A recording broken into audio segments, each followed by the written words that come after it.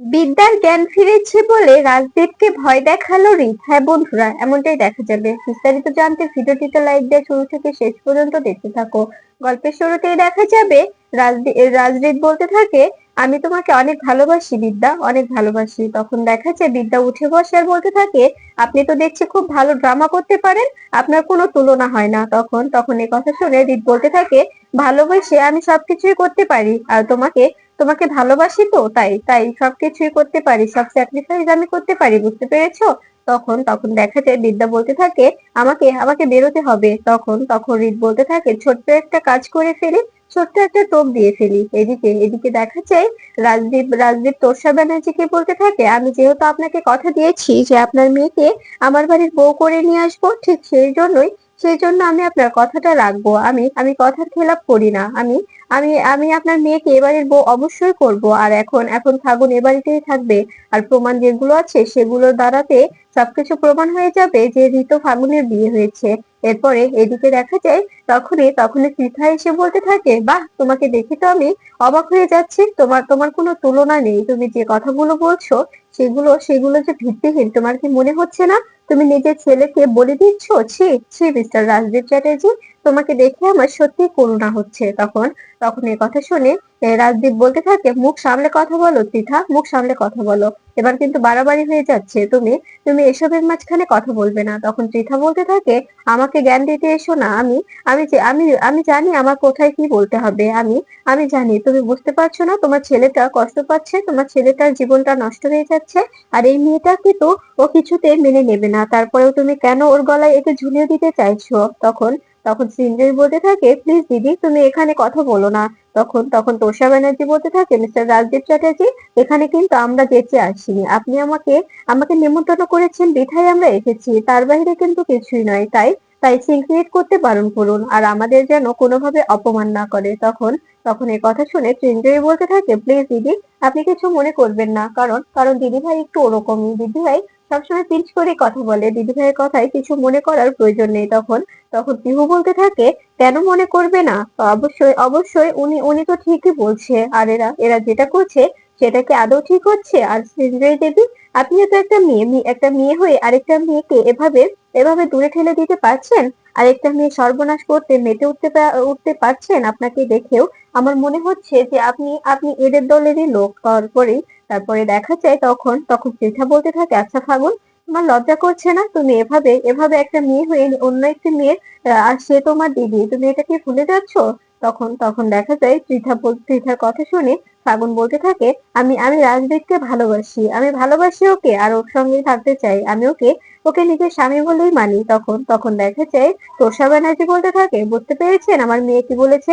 শুনে নিন আমার মেয়ে কি বলে। ঠিক তখনই রাজদীপের ফোন এলে তখন ওপাশ থেকে রিত বলতে থাকে, ড্যাডি, আমি আমি রাজদীপ বলছি। তখন তখন দেখা যায় রাজদীপ চ্যাটার্জি বলতে থাকে, হ্যাঁ বলো, কি বলবে?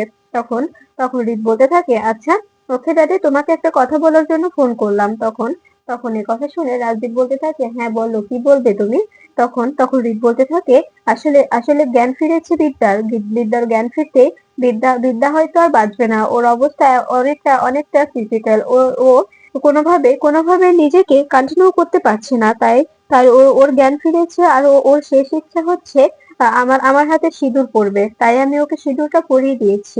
মেয়েটা তো আর বাঁচবে না, তাই সিঁদুরটা পরিয়ে দিলাম যাতে ওর ওর শেষ ইচ্ছাটা পূরণ হোক। আর আমাদের তো রেজিস্ট্রি হয়ে গেছে, আমি তো রেজিস্ট্রিটাও সম্পূর্ণ করেছি, সাইন করলাম মাত্র। এরপরে দেখা যায় কথা শুনে রাজদীপ বলতে থাকে, এসব কি হচ্ছে?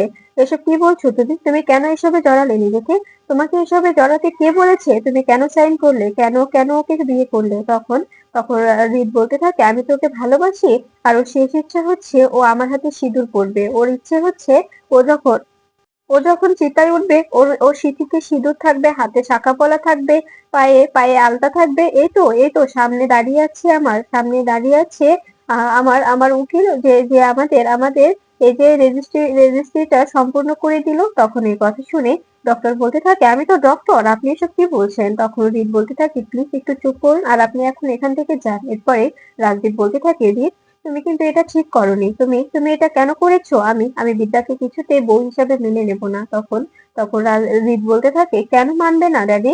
কেন মানবে না? মেয়েটা তো আর থাকবে না, মেয়েটা তো একদম চিরকালের জন্য হারিয়ে যাবে, তাই না? ওর শেষ ইচ্ছা আরেকটা আছে জানো, এই ইচ্ছেটা প্লিজ পূরণ করবে তুমি? তখন রাজদীপ বলতে থাকে, কি কি কি শেষ ইচ্ছে? তখন রিত বলতে থাকে, আসলে ওর ইচ্ছে হচ্ছে ও আমাদের বাড়ি থেকে বেরোবে, আমাদের বাড়িতে গিয়েই ও শেষ শেষ নিঃশ্বাস ত্যাগ করবে। তখন তখন পৃথা বলতে থাকে, ফোনটা আমাকে দাও তো, কি হয়েছে? তখন দেখা যায় রাজদীপ বলতে থাকে, তোমার ছেলে নাকি বিদ্যা বলে মেয়েটিকে সিঁদুর পরিয়ে দিয়েছে, ওকে বিয়ে করেছে। তখন দেখা যায় পৃথা ফোন ধরলে পৃথা বলতে থাকে, কিরে রাজদীপ, রাজদীপ কি হয়েছে? তখন রিত বলতে থাকে, মা তুমি কিন্তু একদম মুখের এক্সপ্রেশন এমন রাখবে যাতে কোনোভাবে ওরা বুঝতে না পারে আসলে আসলে বিদ্যা কিছুই হয়নি, বিদ্যা একদম সুস্থ আছে। শুধুমাত্র এই মিথ্যেটা বলে আমার বাবাকে একটু ব্লাড প্রেশারটা হাই করে দিলাম, উনি যাতে নিজেকে শুধরাতে পারে সেই ব্যবস্থা করলাম। তখন পৃথা বলতে থাকে, কি বলছিস এসব তুই? তখন রিত বলতে থাকে, হ্যাঁ মা, হ্যাঁ, ওদেরকে শায়েস্তা করতে হলে তো একটু মিথ্যে বলতেই হবে, মিথ্যে না বললে তো কোনোভাবে ওদেরকে থামানো যাবে না, ওরা যেরকম শুরু করেছে।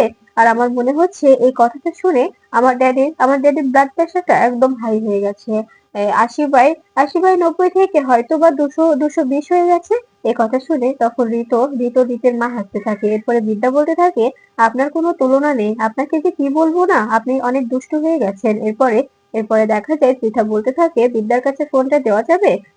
তখন বিদ্যাকে ফোন দিলে তখন দেখা যায় পৃথা বলতে থাকে, আচ্ছা, বিদ্যা তো কথা বলার অবস্থাতে নেই, তুই বরং বিদ্যার পাশে থাকিস, বিদ্যাকে ভালোবেসে আগলে রাখিস, বিদ্যাকে কখনো হাত ছাড়িস না, মেয়েটা তো আর বাঁচবে না, তাই না? তখন তখন দেখা যায় বিদ্যা বলতে থাকে, এসব আপনি কি বলছেন? পৃথা পৃথা রিতের মতো করে কথা বলতে থাকে। পৃথা বলতে থাকে, তুই কিন্তু কিছুতেই ওর হাতটা ছাড়বি না, দুজন একসঙ্গে একসঙ্গে ভালোবেসে পাশে থাকবি, যতদিন আছিস ততদিন দুজনে একসঙ্গেই বেঁচে থাকবি, একসঙ্গে থাকবি কিন্তু।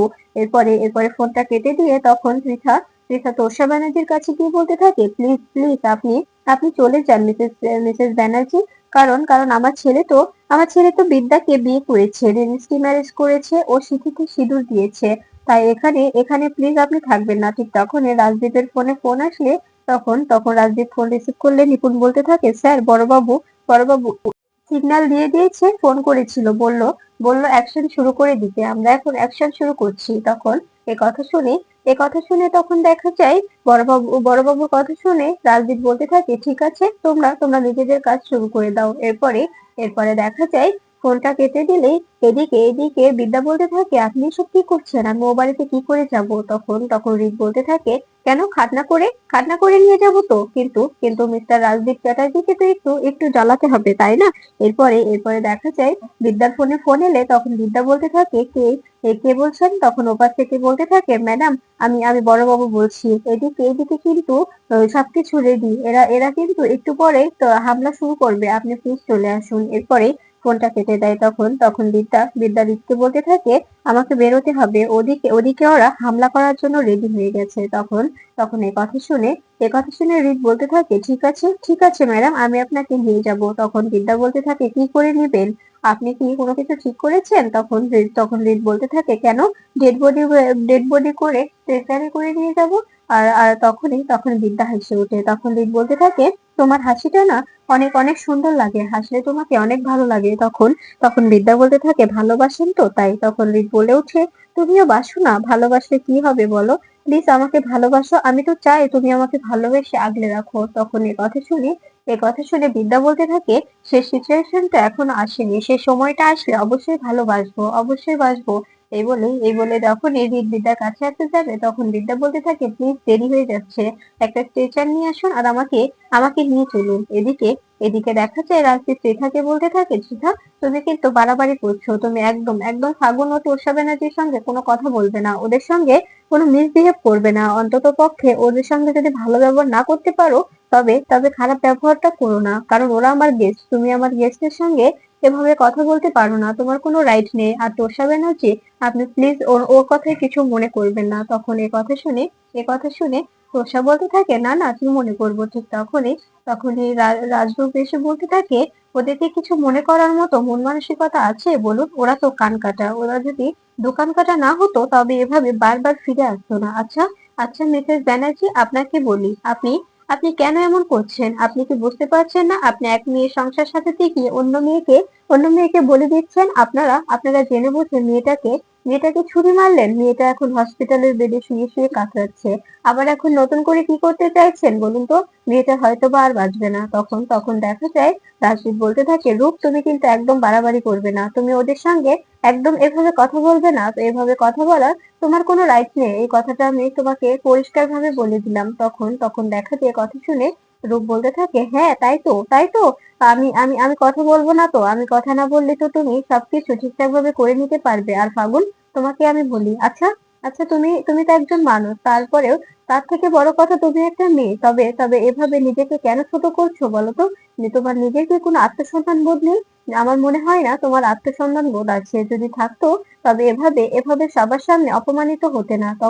তখন দেখা যায় পিহু বলতে থাকে, একদম ঠিক বলেছেন। ওরা তো কখনোই বিদ্যাকে ও বাড়ির মেয়ে বলে মানেনি। মেয়েটাকে সবসময় কষ্ট দিয়ে এসেছে, মেয়েটাকে সবসময় অপমান করে এসেছে, সবসময় টর্চার করে এসেছে। তখন দেখা যায় কপিল ব্যানার্জি পিহুর দিকে ধেয়ে গেলে তখন দেখা যায় রূপ এসে বলতে থাকে, একদম একদম ওনার কাছে যাবেন না। যদি তাকে সম্মান না করতে জানেন তবে এভাবে এগিয়ে যাবেন না। মেয়েদের উপর জুলুম চালিয়ে নিজেকে পুরুষ মানুষ প্রমাণ করা যায় না, বুঝতে পেরেছেন? তখন কপিল বলতে থাকে, আপনি কিন্তু আপনি কিন্তু আমাকে ইনসাল্ট করছেন। আর এখানে এভাবে কথা বলছেন কেন? তখন রূপ বলতে থাকে, এটা ভদ্রলোকের বাড়ি, তাই এখানে কোনো মহিলার গায়ে হাত তোলা বা মহিলার সঙ্গে খারাপ ব্যবহার করা শোভা পায় না। আমরা এগুলো অভ্যস্ত নয়, আমরা এগুলো পছন্দ করি না। কি দাদা, কথা বলছো না কেন? তোমার সামনে, তোমার বাড়িতে বাইরের একজন লোক তার ওয়াইফকে মারতে চাচ্ছে, তুমি কোনো কথা বলবে না? তখন দেখা যায় ফাগুন বলতে থাকে, প্লিজ আপনি আমার কাকাইকে অপমান করবেন না। আমার কাকাইকে আপনি অপমান করার কোনো রাইট নেই। তখন দেখা যায় রাজদীপ বলতে থাকে, রূপ, তোর মনে হচ্ছে না তুই এখানে বাড়াবাড়ি করছিস? এদিকে দেখা যায় রিত একটি স্ট্রেচারে করে বিদ্যাকে ডেড বডি সাজিয়ে নিয়ে যায়। এদিকে বিদ্যা কাপড়ের নিচে মনে মনে বলতে থাকে, আমি যেন আমার কলেজটা বাঁচাতে পারি, আমার স্টুডেন্টদের মুখে হাসি ফোটাতে পারি। ওরা যেন কোনোভাবে নিজেদের ঘর ছাড়া না হয়। এই হোস্টেলটা যদি ভেঙে যায় তবে ওরা কোথায় থাকবে? ওদেরকে রাস্তায় রাস্তায় থাকতে হবে। আর আমি এটা চাই না। আমি চাই না যে ওরা রাস্তায় রাস্তায় থাকুক। এরপরে তখন তোষা ব্যানার্জি এদিকে বলতে থাকে, আমি আমি তো এখানে ইচ্ছে করে আসিনি। আপনার দাদা আমাকে ডেকেছে। আপনার দাদাই বলেছে যে ফাগুনের সঙ্গে রিতের বিয়ে দেবে। তবে কেন আমাদের এভাবে ডেকে এনে অপমান করা হচ্ছে? মিস্টার রাজদীপ চ্যাটার্জি, আপনি কি কিছু বলতে পারেন? আমাদের অপমান করার মানেটা কি? তখন পিহু বলতে থাকে, কোথায় অপমান করছে? উনি তো যা সত্যি তাই বলছে। এতে তো আমি কোনো অপমান বোধ করছি না। আমি তো কোনোভাবে অপমানিত হচ্ছি না। মনে হচ্ছে যে মিসেস তোষা ব্যানার্জি আর তার দেওরই শুধু অপমান বোধ করছে। কারণ আমার মনে হচ্ছে যে উনি যে কথাগুলো বললো সবটাই ঠিক। তবে অপমান বোধ করার তো কোনো ব্যাপারই আসে না। তবে উনি কেন অপমান বোধ করছে আমি কি জানতে পারি? তখন দেখা যায় সৃঞ্জয় বলতে থাকে, প্লিজ আপনারা নিজেদের মাঝখানে ঝামেলা করবেন না। এভাবে নিজেদের মাঝে ঝামেলা করলে ব্যাপারটা খারাপ দেখায়। তখন পৃথা বলতে থাকে, আমি আপনার কাছে রিকোয়েস্ট করছি মিসেস ব্যানার্জি, আপনি এখান থেকে যান। আর এখানে যদি আসার ইচ্ছে হয় আসতে পারেন আপনার বড় মেয়ের শ্বশুর বাড়ি হিসেবে। কিন্তু এভাবে ছোট মেয়ের বিয়ের প্রস্তাব নিয়ে আর আসবেন না। কারণ আপনার ছোট মেয়েকে এবারে বউ কখনোই করা হবে না। কারণ আমার ছেলে শুধু বিদ্যাকেই ভালোবাসে, ফাগুনকে নয়। তাই আমি কোনোভাবে আমার ছেলের মুখে হাসি কেড়ে নিয়ে ওর মুখে, আপনার মেয়ের মুখে হাসি ফোটাতে পারবো না। আর আপনার মেয়ে চাইলে এখন সুন্দর করে নিজের জীবনটা শুরু করতে পারে। ও চাইলে সুন্দর করে নিজের ভবিষ্যৎটা গুছাতে পারে। সুন্দর একটি ছেলে দেখে জীবন সঙ্গী বানিয়ে নিজের সংসার করতে পারে। তবে এভাবে নিজের দিদির স্বামীকে কেন চাইছে ও? আর আপনি কেমন মা? ওকে না বুঝিয়ে ওর তালে তাল মেলাচ্ছেন, ওকে সঙ্গ দিচ্ছেন। আপনি ওকে বোঝাতে পারেন তো। ওকে বোঝাতে পারেন যে, ফাগুন দেখ, এসব করে কোনো লাভ হবে না। কারণ বিদ্যার সঙ্গে রিতের বিয়ে হয়ে গেছে। এখন তুই অন্য একটি ছেলে দেখে বিয়ে করে সুখে শান্তিতে সংসার কর। এভাবে ঝামেলা করে কোনো লাভ হবে না। কোনো লাভ হবে না বল? কিন্তু না, আপনি তো উল্টো আর ওকে উস্কাচ্ছেন।